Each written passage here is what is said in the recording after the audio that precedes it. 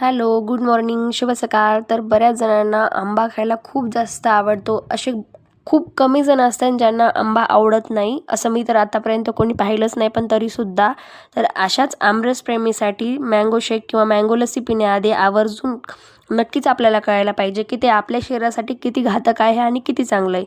आयुर्वेदाचे आरोग्य नियम काय आहेत तर तर त्याचसाठी मी हा व्हिडिओ घेऊन आली आहे. बरेच जण म्हणतात आंब्याने वजन वाढतं, जास्त आंबा खाल्ल्याने आपलं वजन खूप वाढेल म्हणून आवडून सुद्धा बरेच जण आंबा खात नाहीत. तर यातलीच मी सुद्धा एक आहे. बरेच दिवस मी आंबा खात नव्हते, टाळायची, वजन वाढन, वेट गेन होईल. तर कितपत हे खरं आहे आणि कितपत हे खोटं आहे हे आज मी तुमच्यासोबत शेअर करणार आहे.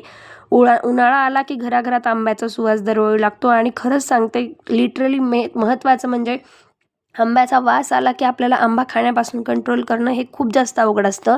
कोणाला आमरस पोळी आवडते तर कोणाला मँगो शेक किंवा मँगो लस्सी. पण आंबा खाताना तो दूध किंवा दह्यासोबत खाणे आरोग्यासाठी किती फायदेशीर आहे, हे किती हानिकारक आहे हे आज मी तुमच्यासोबत शेअर करणार आहे.